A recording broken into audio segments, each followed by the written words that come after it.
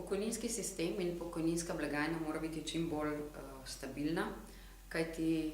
to povzroča oziroma posledično pomeni zaupanje državljanov v to blagajno in tudi pomeni, da bodo z veseljem vplačevali, kajti pričakujejo, da bodo potem iz te blagajne v prihodnosti tudi nekaj dobili.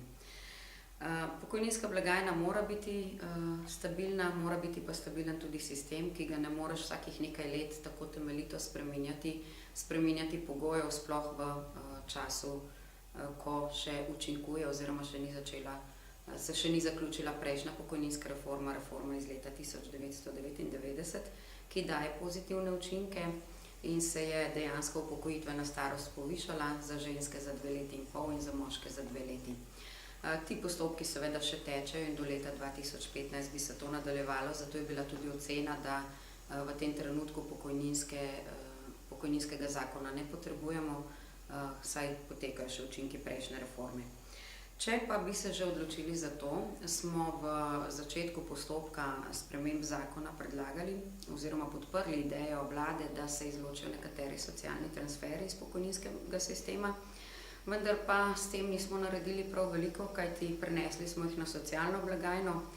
govorimo o varstvenem dodatku, dodatku za pomoč in postrežbo, ki bodo torej sedaj se črpali iz sociale, kar je pravilno, vendar pa to pomeni tudi, da se bo za prejemnike takih prejemkov to pomenilo, da lahko država se pač usede na njihovo premoženje oziroma njihovo nepremičnino in se potem tudi v zapuščinskem postopku vključi v postopek in celo to dobi v nekaj letih morda povrnjena sredstva, ki jih je dala.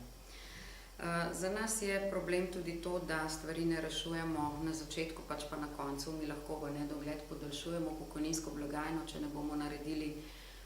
nekaj na vhodni strani, torej poskrbeli za več delovnih mest. Vemo, da imamo danes veliko mladih brez zaposlitve, v svojih najboljših letih prejemajo nadomestilo iz zavoda in postopajo brez zaposlitve, namesto da bi jih čim prej vključili v trg dela in posledično s tem tudi stabilizirali pokojninsko blagajno, v katero bi se potem redno stekala ta sredstva.